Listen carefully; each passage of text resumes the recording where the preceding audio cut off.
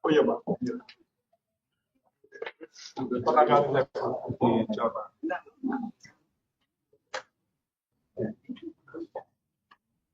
Saya udah ngajuin sih, Pak.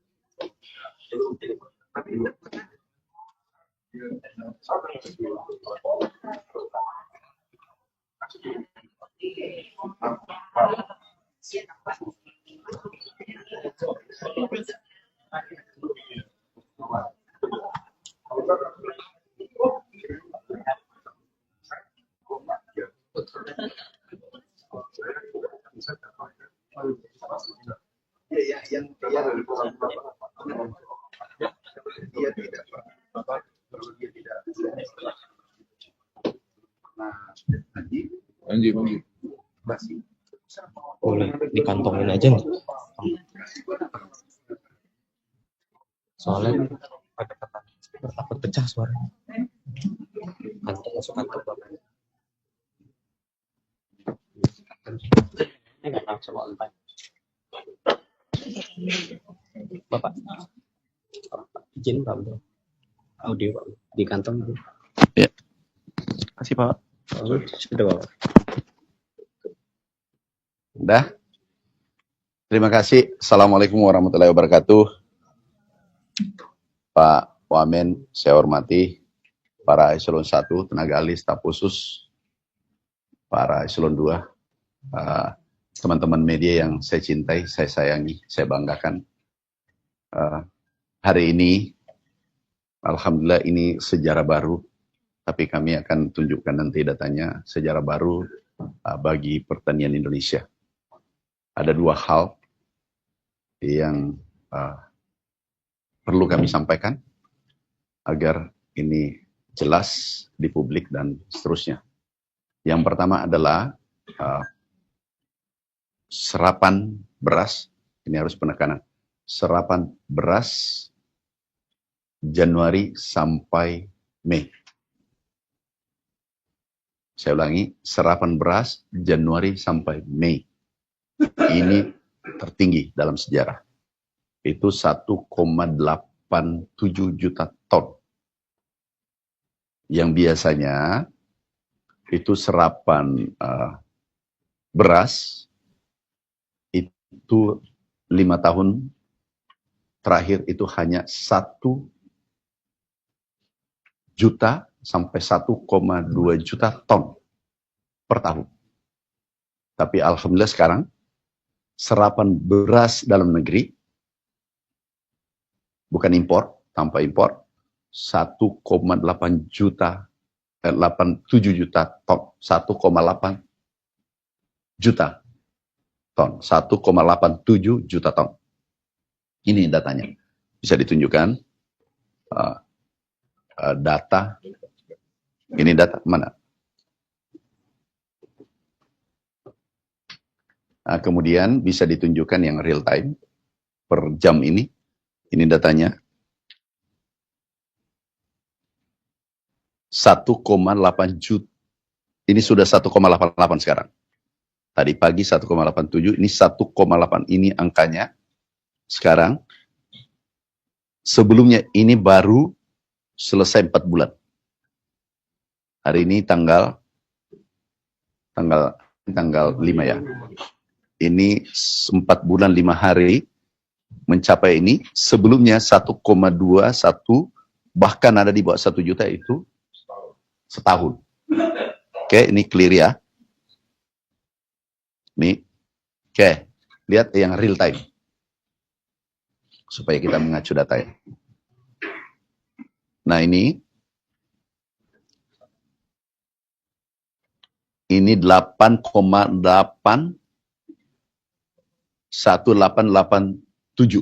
Nah ini naik lagi. Ini per jam sekarang 62%. Ini adalah beras dalam negeri. Tanpa impor ya. Nah itu yang pertama. Ini harus clear di publik. Kenapa? Ada yang mencoba membuat polemik, mencampur adukan antara impor dan produksi dalam negeri. Ini produksi dalam negeri dan tertinggi. Oke, satu soal ya, satu judul. Kan minta 2 judul tadi. Judul yang kedua adalah stok beras tertinggi selama 57 tahun. Seumur saya. Jadi saya lahir, Bulog lahir. Nah itu bisa judul ketiga itu. Selama 57 tahun. Nah kita lihat ya. Aku minggir dikit boleh ya? Baik.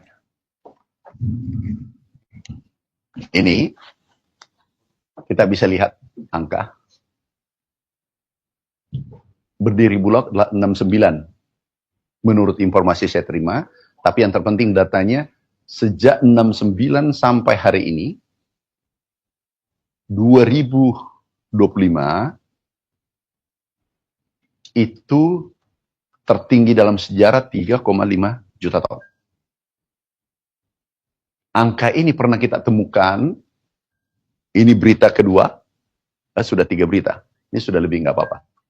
Ini angka yang pernah kita temukan tahun 84, di mana Bapak Presiden mendapatkan penghargaan dari FAO, swasembada pangan. Stok pada saat itu adalah 3 juta ton dengan revolusi hijau. Nih. Kemudian 97 ini asumsi sementara saya belum cek datanya tadi, angka ini karena impor karena terjadi gejolak dalam negeri. Masih ingat 97-98. Oke. Tetapi kita abaikan, kita enggak usah bahas karena 97-98 pergantian kan. Itu gejolak dalam negeri waktu itu. Waktu pergantian pemerintahan. Tetapi yang kita bahas adalah 84 Bapak Presiden tanggal 10 November kalau tidak salah 84 mendapatkan penghargaan dari FAO. Kemudian harus diingat ada tambahan berita harus jelas penduduk saat itu boleh cek penduduk saat itu kalau tidak salah coba dicek 100 juta lebih. Clear ya? Hari ini 280 juta. Jadi kita mempunyai stok tertinggi selama 57 tahun dan penduduknya hampir kurang lebih 2 kali lipat. Nah, itu poin penting yang kami harus sampaikan. Nih, angkanya bisa dicek langsung. Kemudian ada yang mengatakan beras di akhir tahun beras impor banyak. Ini 1,7 juta. Banyak yang 1,8, ini 17, 18, kemudian 19, 2 juta. Tetapi tidak pernah mencapai 3 juta sampai akhir tahun. Paham maksudku? Clear ya? Tidak pernah, ini 1,7, bukan angka istimewa. Paham? Stok akhir tahun. Ini 1,8, 2 juta akhir tahun. Tapi tidak pernah mencapai 3 juta ton. 1,9 tapi tidak ini pernah. Yang 97 ini yang saya katakan bahwa kondisi yang pergantian pemerintahan. Kemudian kita 1,8 ini ada 1,7 1,2 ini bukan angka istimewa di akhir tahun. Clear ya? Oke. 2 hal ini silakan kalau ada yang ditanyakan sebelum Pak Wamen menyampaikan. Oke, silakan. dengan tingginya stok ini apakah memantau harga di lapangan Pak? Soalnya kan kalau di tingkat konsumen mereka nggak tahu stoknya berapapun, yang penting harganya terjangkau. Ini bagaimana Pak? Nanti dikonfirmasi ke Menteri Perdagangan supaya kita bagi ya. Kami domainnya adalah produksi. Oke? Sama kapasitas gudang Bulog kan selama ini sebenarnya terbatas ini pasokannya tinggi dan masih akan serap di musim panen raya ini kan Pak. Ya. Nah sekarang itu situasinya yang udah bermitra sama gudang swasta tuh udah berapa banyak sih Pak? Ini penting. Bagus sekali pertanyaannya. Sekarang sudah sewa gudang 1,1 juta ton. Laporan kami terima. Untuk menampung produksi petani. Tambahan, ada kemungkinan 15 hari ke depan, paling lambat 20 hari, stok kita mencapai 4 juta ton. Besar kemungkinan. Kenapa? Serapan per hari itu mencapai 50.000 ton per hari. Oke? Ada yang lain? Pak, dengan pencapaian 4 juta ton itu udah ada sinyal ekspor belum Pak? Kami ikut perintah Bapak Presiden. Clear ya?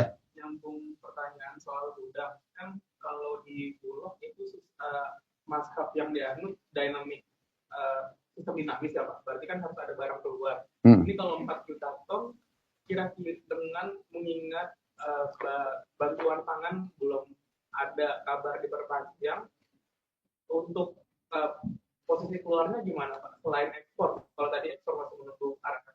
Sekarang kita ikut perintah Bapak Presiden nanti. Kalau Bapak Presiden mengatakan ekspor, kita ekspor. Kalau itu domain kementerian lain, kalau itu untuk jadikan bansos, terserah. Kita ikut. Pokoknya apa perintah Bapak Presiden, kita ikut. Kan solusi kalau untuk mengeluarkan stok yang ada, itu bisa untuk dalam bentuk bansos, juga ekspor. Dua solusi itu. Kita tunggu perintah. Belum ada obrolan dari user. Nanti pertemuan berikutnya kami sampaikan. Ada yang lain? Sini Pak. Pak, kan Presiden sendiri kan sudah memberi lampu hijau nih Pak untuk kita ekspor beras. Nah sebenarnya waktu yang paling tepat itu apa sih? Apakah setelah 4 tahun terkumpul langsung diekspor semua? Kapan saja sekarang ada perintah Presiden, kami tindak lanjuti. Kapan saja. Kalau misalnya besok ada perintah. Kita tindak lanjuti. Sekarang kita bersyukur stok kita di saat kondisi beberapa negara agak kesulitan. Kalaupun ekspor, berarti ada quote-unquote ke negara yang kesulitan atau... Kita tunggu perintah. Pak, soal gabah di luar kualitas yang beberapa waktu lalu sempat diperhatikan, itu apakah masih ditunggu dan cara penanganannya gabah di luar kualitas? Kita sudah ketat. Kita beri ketat, harus jaga kualitas, pengadaan tetap jalan. Tapi jangan karena yang rusak, katakanlah 1 ton, 2 ton, ini yang mengganggu proses pengadaan beras. Itu nggak boleh. Tapi kami tekankan, perhatikan kualitas. Itu mutlak, itu mutlak. Oke, silakan. Berarti dengan stok yang sudah sekarang, dengan data yang sudah dilakukan tadi, artinya dari Kementerian Perdagangan sudah siap jika nantinya akan ada ekspor atau belum ekspor. Tunggu perintah. Apa perintah Bapak Presiden, kita jalankan. Sebagai pembantu Presiden, itu 24 jam siap. Pertanyaannya terlambat. Mestinya pada saat dilantik. Siap segala perintah, apapun dari Presiden. Oke? Pak, dengan upaya intensifikasi lahan yang dilakukan oleh pemerintah ini udah bisa 2 kali panen belum sih Pak tahun ini Pak? Jadi ini banyak sekali sih judulnya nanti. Pak Wamen dikasih judul banyak. Mestinya kan ada dari Pak Wamen nanti. Oleh-oleh. Yang penting tulisnya bagus. Iya. Oke deh, aku jawab dikit ya. Yang membuat produksi naik adalah intensifikasi, ekstensifikasi.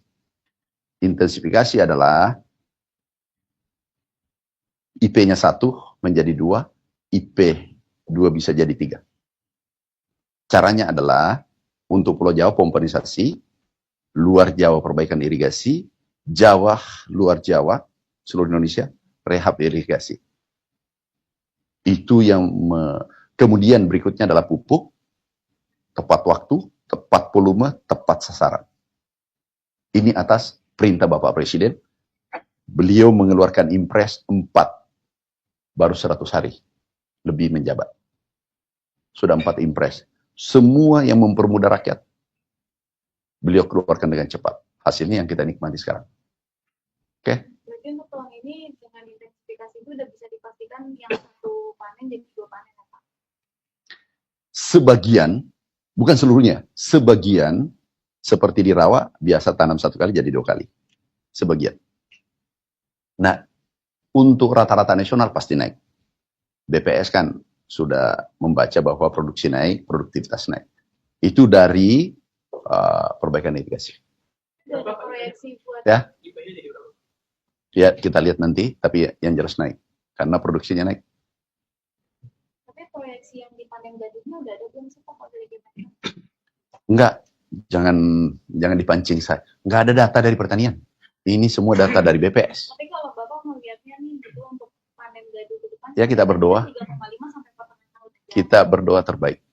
Yang jelas ini terbaik 57 tahun. Ini saya tegaskan dulu ya. Silahkan dulu. Baru Anggaran yang diperintahkan Bapak Presiden boleh dijelaskan nanti seperti apa dan anggarannya dari mana? Dan itu bakal dibangun di daerah mana lagi Pak? sekarang yang diperintahkan oleh Bapak Presiden adalah membangun gudang daerah-daerah yang betul-betul diprioritaskan, daerah yang gudangnya sudah full, sudah sewa gudang, tapi masih kekurangan. Contoh, Aceh dan NTB. Ya. Itu dari mana Pak anggarannya? Itu anggaran berapa dan dari mana? Dari pemerintah. Berapa kira-kira Pak? Ya, sesuai kebutuhan. Kapasitasnya berapa sih Pak setiap bulan? Iya, nanti kita lihat berapa kemampuan. Ini apa? Udahlah, aku tidak mau terjebak 2 kali. Ini saya polos-polos saja biasanya. Oke, sudah ya. 1. Oke. Ya. Kualitas. Iya, udah. Kalau ada yang rusak 1 kilo, 2 kilo, 1 ton, 2 ton sedikit. Tetapi yang terpenting adalah kita beritahu ke Bulog agar menjaga kualitas. Toh tidak sempurna 100%, iya. Mungkin ada 0,1%. Tetapi itu bukan kendala untuk menjaga stok pangan nasional. Oke? Di Bulog nanti, kalau ke Bulog lagi cari berita, 1 lagi berita. Oke? Udah ya? Nanti karena Pak Wamen akan menyampaikan berita baik, kami ingin clearkan dulu. Ada 2 berita tadi. 1, saya ulangi, coba data ini dipisahkan ya. 1, ada data tadi serapan beras Bulog tanpa impor. Tertinggi dalam sepanjang sejarah. 1,8. Kalau kita lihat tadi, kalau kita kalkulasi, bisa lihat. Kemudian yang kedua adalah stok beras. Ada 2 ya. Jangan dicampur aduk. Stok beras tertinggi di gudang selama 57 tahun. Dan penduduk hari ini 280 juta lebih. Pada saat dulu swasembada, penduduknya 140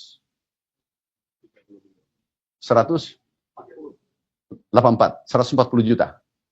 Artinya 2 kali lipat. Coba dicek. Bisa ada yang cek. Nanti dicek sendiri ya. Intinya di sini pasti 100 juta. Membayangkan kan bagaimana pemerintah bekerja keras memenuhi kebutuhan pangan nasional. 163 juta. Hampir 2 kali lipat ya. Oke. Kemudian, kenapa saya katakan tadi, ini perhatikan, terakhir ya. Kenapa saya katakan tadi bahwa pengadaan Januari, Mei itu tertinggi. Nih, itu kan 1,8 kan? Kita lihat dari sini. Ini kan Januari. Mei, ini dikurang ini, tidak mungkin kan? Ini kita lihat angka-angka 2 juta dikurang 1,3 berapa tuh? Berapa? Masih lebih tinggi kan?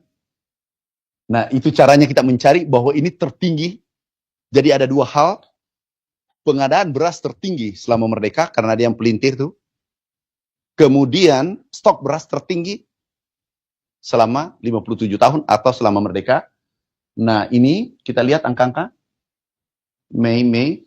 Oh, bukan Mei. Ini boleh ya. 2. Itu 1,2 kan? Kalau ini kurang ini. 2 juta kurang 1,2 ya. Ini 2,8 kurang 1,6.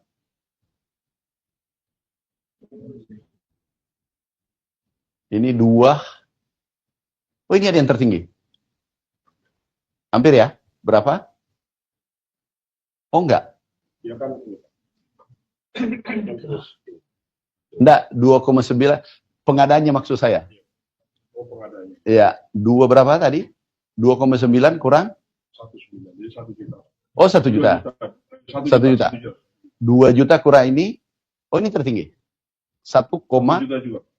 oh 1 juta juga ya. 1 juta ya. 2 ini rendah.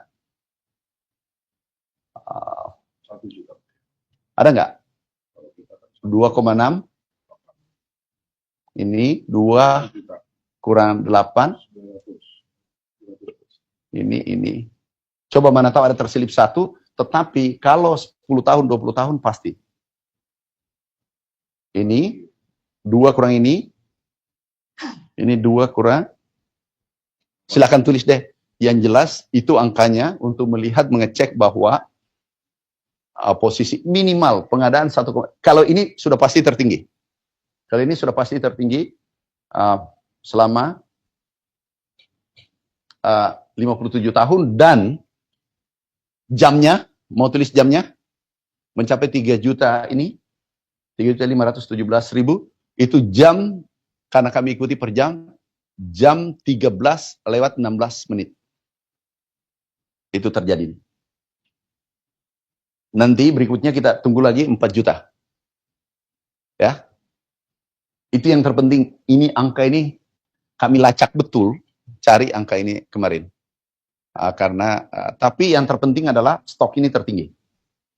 Dan ini tertinggi pengadanya, dan andaikan di sini 2,5 juta, berarti bukan tertinggi pengadaan kan? Paham maksudku? Iya kan? Kembali ke pengadaan tadi. Saya ulang ya. Ini 1,8. Ini 1,8. Dalam waktu 4 bulan 5 hari. Ini 1,2, itu 1 tahun. Ini 1 juta, itu 1 tahun. Ini 900, itu 1 tahun. Nih, kita cek. Ini tertinggi 1,9. 1,9. Ini 1 tahun. Ini 4 bulan.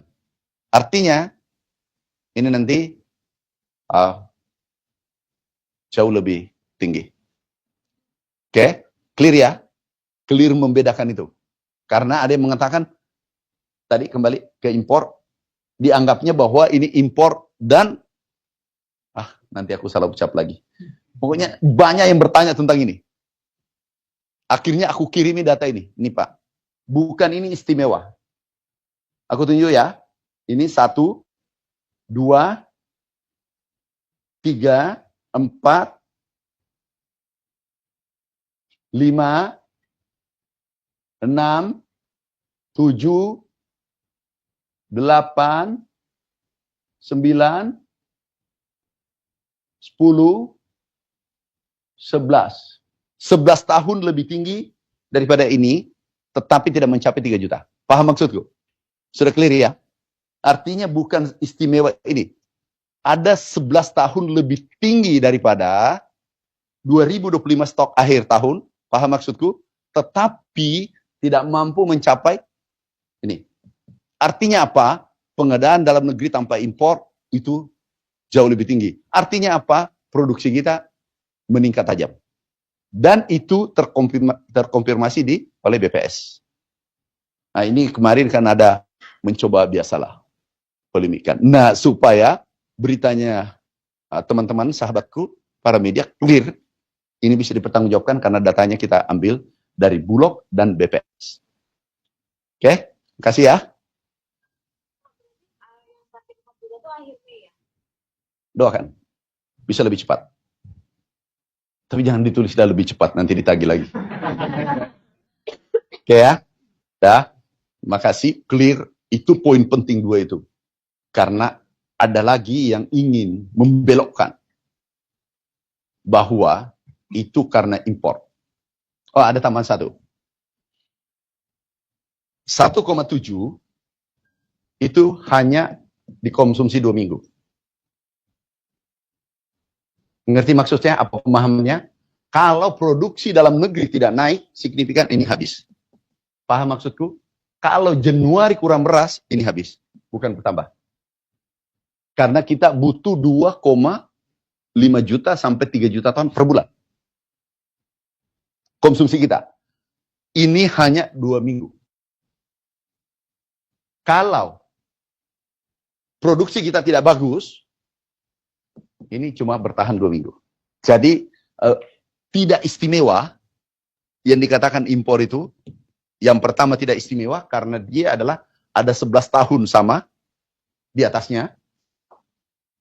Kemudian, dari 11 tahun itu tidak ada satupun yang mampu mencapai 3 juta ton. Jangankan 3,5, 3 juta ton. Kita capai 3,5. Makasih ya. Kasih saudaraku, sahabatku. Kita sekali lagi penutupnya dari saya adalah tanpa teman-teman wartawan kita tidak bisa berhasil seperti apa yang kita capai sekarang. Kontribusi media itu luar biasa. Kenapa? Memberikan kritikan konstruktif sehingga kami mengoreksi ke bawah. Contoh, ada hama, kemudian ada serap gabah yang kurang, kemudian Anda beritakan, dan itu adalah motivasi atau apa ya, semangat energi baru untuk Kementerian Pertanian. Sekali lagi saya katakan terima kasih kepada teman-teman semua. Anda semua, saudaraku, sahabatku, punya kontribusi pencapaian ini. Ya, punya kontribusi pencapaian ini. Terutama yang tulisannya sejalan dengan capaian hari ini. Yang tidak sejalan juga bagus. Artinya minimal, oh saya salah menulis kemarin. Kita sama-sama belajar. Aku belajar, Anda belajar. Yang sejalan, oh sudah benar prediksi saya. Yang tidak sejalan, kayaknya tulisan saya perbaiki lagi nih. Ini kayaknya terbukti mencapai apa yang dimimpikan. Awalnya rencana 4 tahun kan? Swasembada 3 tahun. Mudah-mudahan. Ya, mudah-mudahan. Saya bulan mudah-mudahan ya. Silakan Pak. Satu. Apa itu?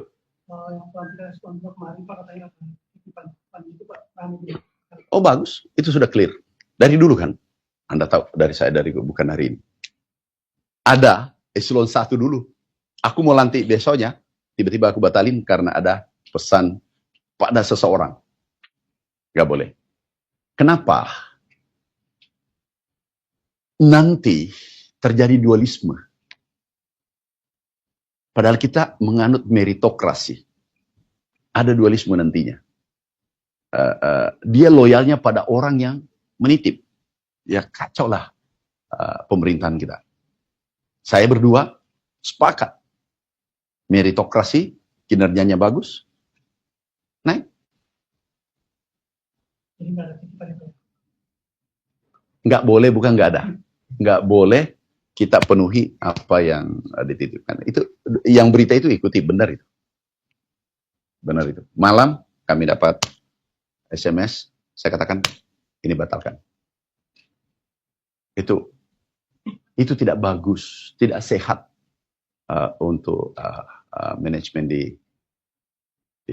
untuk birokrasi kita di Kementerian Pertanian. Itu tidak bagus. Ada laporan dari petani salah foto di Merapi, katanya ada aktivitas penambangan pasir ilegal. Tanggapannya mungkin Pak? Nanti kami cek. Tapi kalau dari Bapak nih kalau emang benar terbukti, Nanti kami cek. Karena tadi media mengatakan dicek kebenarannya. Tuh, Mas Sandi, dicek kebenarannya. Tapi kalau benar langkah tegas. Ini yang dicek kebenarannya dulu, baru kita diskusi. Ya Anda saja, Anda menuntut saya cek kebenarannya dulu, Pak. Oh baik. Oke, silakan Pak Wamen. Kamu yang ngajari saya. Pertama. Terima kasih Pak Menteri, mohon izin Pak. Assalamualaikum warahmatullahi wabarakatuh. Mungkin tambahan saja, mungkin berita ketiga ya. Tadi kan berita duanya kan satunya serapan gas Bulog 1,8, kemudian cadangan stok di gudang berbagai. Dua-duanya terjadi secara publik. Nah, yang ketiga, saya diperintah oleh Pak Presiden dan juga Pak Menteri untuk membawa delegasi misi pertanian ke selama 1 hari ya, sampai di sana hari Minggu, jadi berangkat hari Sabtu pulang. Jadi pas 5 hari di sana, pulang lagi 1 hari Sabtu. Tujuan. Yang kita laksanakan adalah kita ingin PR kita kan pertama berhasil. Insya Allah nih dengan tadi yang disampaikan Pak Menteri kan PR-nya sudah kelihatan ada hasilnya dan insya Allah kita menuju sukses pada nah, yang berikutnya keinginan dari Pak Menteri dan juga Presiden kita adalah bagaimana pangan, sektor pangan komparatif advantage kita adalah negara gratis dan semua orang butuh makan dan makan itu tidak hanya karbohidrat tapi juga ada buah dan sayur dan yang lain sehingga misi ini diminta untuk pergi ke Belanda ke Wageningen University, Universitas Agriculture terbaik di dunia. Nah, kami membawa delegasi dari Kementerian Pertanian, Kementerian Kelautan, kemudian membawa delegasi Rektor IPB, Dekan Fakultas Pertanian Unhas, kemudian Dekan Fakultas Perikanan Pajajaran, kemudian Agrinas, 3 Agrinas, Agrinas Palma, Agrinas Pangan, dan Agrinas Janadi atau Perikanan. Nah, yang kita ingin belajar apa? Kita ini atau keinginan dari Presiden adalah swasembada pangan. Pangan juga masuk di situ ada buah sayur dan buah protein. Nah, kita bicara dulu terkait buah dan sayur atau Belanda adalah negara eksportir produk pertanian terbesar kedua di dunia setelah Amerika. Nah, padahal wilayahnya kecil, ya tidak lebih luas daripada kecil lah ya, bisa cek.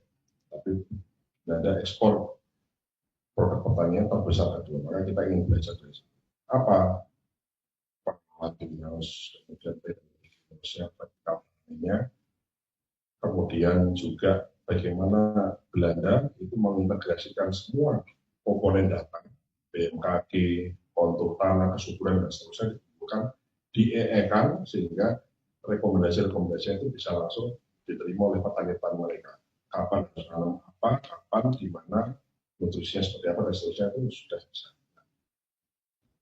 Kemudian beruntungnya kita, Wageningen sudah bekerjasama dengan banyak universitas di Indonesia melaporkan, termasuk dengan IPB, dan ini tinggal kita mengintegrasikan bagaimana IPB, kemudian juga Kementerian Pertanian dalam hal ini Pusdabin, kemudian juga apakah Buku Indonesia atau Bulog dan yang lain itu kita integrasikan datanya. Kebetulan sesuai dengan program Pak Menteri, kami di Pusdabin sudah berusaha karena memang membuat AI itu butuh waktu karena kan harus belajar terus ya, jadi pintar kemudian pinterin terus. Ini keinginan kita adalah bagaimana nanti dengan sistem pendataan itu petani melalui penyuluh petani itu mendapatkan rekomendasi. Nanamnya kapan, bukunya berapa, caranya itu dari sistem. Kemudian dari pengelolaan buah dan sayurnya, mereka kan pakai greenhouse. Greenhouse-nya sangat mahal Pak Menteri, karena memang mereka membuat artificial climate. Jadi iklimnya diciptakan, kelembabannya suhu dan seterusnya, sehingga dia betul-betul ongkosnya mahal.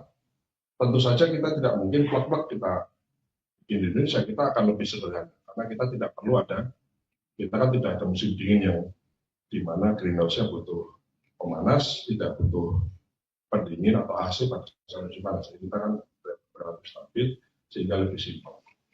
Nah, tantangannya adalah bagaimana teknologi ini bisa kita implementasikan ke petani-petani kita. Riset membuktikan bahwa nanam di tanah sama nanam di greenhouse yang nggak ketemu tanah, tanamannya itu ternyata produktivitasnya besar di dalam greenhouse. itu sesuai dengan hasil penelitian. Termasuk input produksinya juga lebih rendah. Itu menjadi dari sisi IT, greenhouse, kemudian juga keinginan dari Pak Presiden, Pak Prabowo Subianto, ingin perikanan kita sepanjang Pantura itu dibangun tambak tilapia atau nila. Nah, nila yang ada sekarang ini kan most likely kan ada di freshwater, di Jatiluhur, di Danau Toba dan seterusnya. Nah, ini kita ingin mendapatkan teknologi bagaimana bisa mengembangkan nila-nila di salin water di air payah. Kemudian kita belajar tentang vertical farming. Memang ini sophisticated ya, tentu saja kita minimal tahu dulu bagaimana pengelolaan vertical farming, bagaimana menanam sayuran di dalam ruangan. Jadi dia ketemu matahari, ketemu sinar-sinar khusus gitu, dengan nutrisi khusus dan seterusnya. Yang berikutnya adalah teknologi desalinisasi. Jadi bagaimana menghasilkan air minum dari air laut. Itu ternyata ada teknologinya. Kita belajar dari mana-mana, termasuk dari Belanda, ada juga dapat informasi dari Unhan, Pak Menteri, juga mengembangkan hal yang sama. Dengan nanti kita cek availability-nya sama harganya. Dengan biaya yang kecil, kemudian kapasitasnya itu modular. Kalau tidak salah harganya di Belanda kemarin saya cek 100.000 euro menghasilkan desalinated water-nya itu 20.000 liter satu hari. Jadi ini cukup untuk daerah-daerah pulau terluar, dan kami sudah sampaikan ke Bapak Presiden tadi malam, belum menyambut baik, dan kita ingin semua rakyat kita tidak boleh ada yang tidak dapat akses air bersih, khususnya minum. Sudah hampir 80 tahun ini 80 tahun merdeka, Presiden menyampaikan bahwa tidak boleh lagi ada rakyat kita nggak bisa minum. Maka desalinisasi ya, alat ini menjadi salah satu solusi. Tentu saja ini Pak Menteri kami mohon izin, setelah ini kami follow up poin per poin, karena kunjungan itu nggak ada artinya kalau tidak ada follow up-nya. Kami sudah ada kontaknya, kami tidak hanya melihat riset, tapi bagaimana hasil riset itu perusahaannya mana yang sudah melaksanakan. Apakah itu pembibitan, apakah itu bioteknologi, apakah itu teknologi IoT, apakah itu greenhouse, apakah itu otonom, dan seterusnya. Ini terakhir tambahan, karena di Eropa, di banyak negara maju, labor cost itu 30%. Maka karena mahal, sehingga mereka itu membuat rekayasa supaya menekan biaya labornya dengan cara otonomous. Jadi semua itu otomatis. Tentu saja ini tidak bisa serta-merta kita laksanakan di Indonesia, karena kan kita ingin pertanian itu menyerap sebanyak mungkin tenaga kerja. Karena tenaga kerja itu kan nggak semua mereka. Sehingga, nah, inovasi-inovasi ini penting, di samping capaian-capaian yang sudah kita laksanakan, ini menjadi penegasan kepada media dan kepada seluruh kawan-kawan semua bahwa Presiden dan juga Bapak Menteri Pertanian, Kementerian Pertanian punya komitmen yang sudah bagus kita tingkatkan, yang belum kita aplikasikan. Dengan cara kita belajar dari tempat-tempat lain, tidak hanya dari Belanda, tentu saja nanti kita adopsi di banyak tempat, dan kita juga mengundang ahli-ahli, profesor-profesor kita dari banyak fakultas pertanian di seluruh Indonesia, termasuk kami bertemu dengan lebih dari 100 mahasiswa maupun eksekutif di perusahaan yang orang Indonesia. Jadi ternyata banyak, Pak Menteri, orang-orang Indonesia yang lulusan Belanda, dia belajar pertanian, dia belajar perikanan, dia belajar peternakan, di Belanda lulus dan kerja di sana. Ini kemarin kita membawa Agrinas, jadi mereka langsung rencananya mau di-hire sama Agrinas, jadi ini satu hal yang baik. Jadi tenaga-tenaga pintar kita manfaatkan untuk produktivitas pangan. Saya kira itu tambahan dari saya. Wassalamualaikum warahmatullahi wabarakatuh. Oh, ini ada yang mau tanya? 1, 2 sebelum saya umumkan. Tapi nanti beritanya banyak gimana? Ini sudah, iya 3, masa mau dapat 10? Hah? Hah? Untuk jatah seminggu? Untuk jatah seminggu? Ya lumayan lah. Jadi trending topik. Iya, kasihan juga. Tapi terlalu banyak ya.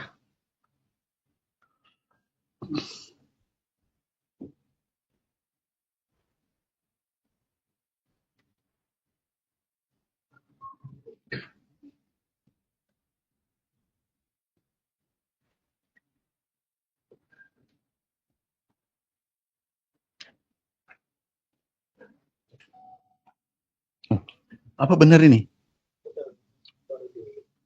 Hah? Sekarang sedang disampaikan. Jangan-jangan salah. Ini polemik nih. Tinggi banget naiknya. Gak usah diberitahu dulu ya. Nanti cari sendiri ya. Hah? Iya. Tinggi banget. Takut juga kalau saya tinggi. Sampai ke presiden nanti ini berita. Oh, enggak. Jangan Coba cek. Nanti yang di sana main sini beda. Hah? Ini tinggi banget naikannya. Produksi atau PSA itu? Produksi. Produksi April atau Agustus? Enggak, ini triwulan 1. Berarti Januari. Tapi tinggi banget, gimana caranya menyampaikan? Kalau sedang-sedang saya sampaikan. Tinggi banget. Bener nih, sampaikan aja. Jangan dulu, cek dulu, satu kali telepon ke sana dulu. Enggak, aku ampun kemarin saya di Jordan, di Madinah, lagi umroh lagi. Ditanya, kok ada gini, ada pertanyaan sensitif. Saya pulang baru aku selesaikan. Benar nih ya, karena besok aku berangkat. Kalau yang pertumbuhan dengan pusatnya kan dari tahun lalu kan. Aman ya? Itu ya, kalau yang ini nih, tinggal sektor pertanian lapangan usaha pertumbuhan tertinggi ini yang Tapi benar ini dari mana? betul, Dari sana? Dari BPS sekarang lagi. Oke, kalau gitu. Jadi anggaplah kantor.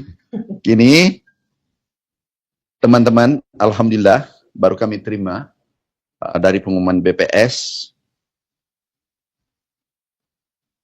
Yang pertama, sektor pertanian menjadi lapangan usaha dengan pertumbuhan tertinggi. Naik 10,52%. Jadi ini berita gembira untuk kita semua. Kemudian produksi padi dengan jagung, ini sesuai prediksi semula. Padi naik 51,45%, triwulan 1 ya. Ini triwulan 1 ya. Kemudian jagung 39,02%.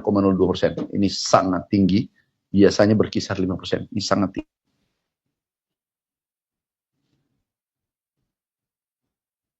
Tanaman pangan tumbuh 42%. Ini sangat tinggi juga. Masih ada 2, tapi nanti kita ketemu lagi. Supaya dia rajin datang ke sini. Oke, Pak Wamen sudah sampaikan, dan itu luar biasa. Kami di sini bagi 4 ya, bagi 4 sektor. Pangan, hortikultura, perkebunan, peternakan. Insya Allah pangan kita identik dengan beras, jagung. Ini yang paling vital. Kalau ini bermasalah, kita bisa bermasalah. Ini insya Allah, mudah-mudahan ini selesai dalam waktu cepat. Kemudian tumpuan kita yang paling besar, kita terbesar tuh, sawit terbesar dunia, perkebunan. Ini tumpuan negara. Oleh karena itu kita nanti ini hilirisasi, kemudian masuk ke peternakan, kita fokus dairy dan beef di peternakan, susu dengan daging, sapi pedaging. Kemudian pangan, horti. Kita mempunyai keunggulan comparative advantages yang luar biasa. 1, 12 bulan kita bisa bercocok tanam. 1 tahun penuh. Yang kedua adalah ada generasi Z, bonus demografi, dan generasi milenial. Itu 52%. Ini kekuatan kita. Kemudian lahan kita subur. Sangat subur. Kemudian biaya tenaga kerja murah. Ini kekuatan kita. Kalau ini kita optimalkan, Indonesia sangat kuat di sektor pertanian dan penggerak pertumbuhan ekonomi. Tadi seperti disampaikan, itu pertanian. Kita dapat dianugerahi oleh Allah Subhanahu wa taala, kita berada di garis khatulistiwa. Dan tidak semua negara demikian. Kita berada di titik itu. Oke. Beritanya kayaknya 10 Pak, terakhir Pak. Data menyebutkan bahwa 2017, 2019, 2020 Indonesia katanya pernah swasembada pangan. Nah, jika kita melihat datanya tadi itu stoknya itu jauh di bawah dengan stok yang ada saat ini hingga Mei. Nah, apakah boleh dikatakan saat ini sudah swasembada pangan, Pak? Gimana jawabnya Pak Omin itu? Kita berdoa karena kita tidak boleh, apa istilahnya kalau bahasa Jawa, takabur. Nggak boleh mendahului kehendak Tuhan karena nanti itu kita ketahui akhir tahun. Tapi kita lihat swasembada yang juga itu 84, juga 2017. Ini penghargaan. Silahkan analisa sendiri deh. Wartawan orang pintar. Wartawan itu paripurna ilmunya. Ilmu pertanian, ilmu perdagangan, ilmu ekonomi, ilmu sosial. Silahkan analisa. Itu 84. 84 kan? Dapat penghargaan beliau ya. 84. Datanya terekam. Nih. 84. Lihat. Data terekam. Tuh. 84. Terekam. Dan ingat, berbeda jumlah beras ada di lapangan. Paham maksudku? Horeca, hotel, rumah tangga, dan seterusnya. Gudang. Karena penduduknya 160 juta. Sekarang 280. Paham enggak? Komparasi antara 84 dan 2025. 2025 282 juta, di sini 160. Tentu tekanannya ini lebih tinggi kan? Berarti volume beras yang beredar di masyarakat lebih tinggi kan? Butuh upaya khusus untuk menaikkan dan menjaga pangan kita. Tuh. Ini terbaca. Makanya aku bongkar. Kami diberi kemarin data 10 tahun. Enggak. Bongkar. Pak, cuma yang ada 23 tahun. Akhirnya saya ngomong sepotong-sepotong. 23 tahun tertinggi. Aku bongkar 50 tahun sejak Bulog berdiri. Datanya ada. Pendataannya bagus. Sekarang kita bangga. Satu lagi pertanyaan. Kan sudah 2 pertanyaan tadi. Data BPS kan naik 50% untuk beras di Q1. Ini kan udah 2 bulan berjalan nih Pak. Bulan kedua berjalan. Bapak bilang di bulan ini akan mencapai 4 juta. Berarti kan untuk penyerapan beras sendiri bakal ada tambahan sekitar 2 juta something lagi di kuartal 2 sebenarnya. Pertanyaannya sebenarnya pertumbuhan 50% itu bisa terus dipertahankan sampai gadu nanti dan berlanjut akhir tahun atau ini cuma ada di panen raya aja gitu? You sudah mengerti jawabannya.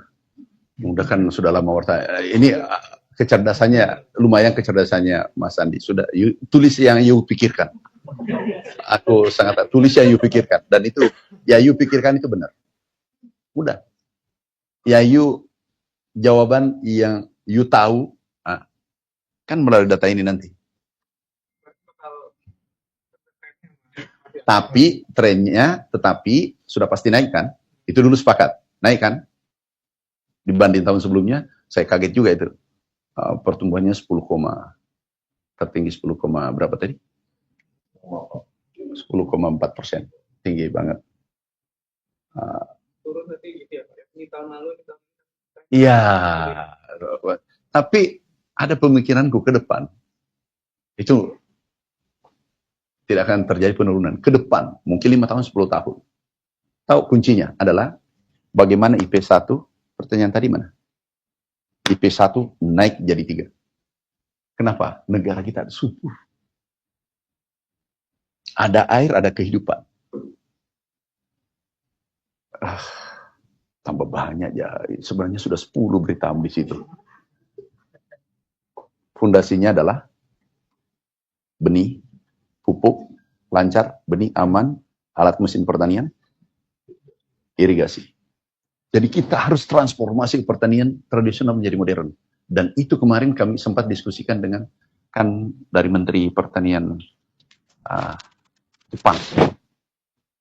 Bertanya, gimana caranya dengan climate change, perubahan iklim ini, bagaimana caranya mengantisipasi. Kami buat benih yang tahan kekeringan, kemudian bagaimana dengan ada benih kita biosalin yang bisa beradaptasi pada air tawar, air payau. Air payau. Ini kita lakukan di situ, mengatakan benar. Jadi bagaimana menciptakan dari tahun ke tahun, dari hari ke hari, bulan ke bulan, tahun ke tahun, benih yang bisa beradaptasi. Pada alam, pada perubahan iklim. Terima kasih ya. Pak, sektor perkebunan ini ada isu kelapa nih, dari Kementan ada peta perkebunan kelapa masih Pak, kelapa aja. Ada pertanyaan. Seperti apa sih Pak? Karena kan sekarang kondisi Pertanyaannya apa? di pedagang tuh kelapa mahal, terus katanya perebutan juga sama yang diekspor. Nah ini kalau di Kementan ini. Aku tanya, kalau harga ekspor tinggi, senang nggak petani? Ya, tapi kan di dalam negeri. Bukan, pertanyaanku, kalau harga ekspor naik, petani bahagia nggak? Aku ingin petani bahagia. Terima kasih. Wassalamualaikum warahmatullahi wabarakatuh. Masa pertanyaannya banyak banget. Jadi bisa jujur lagi.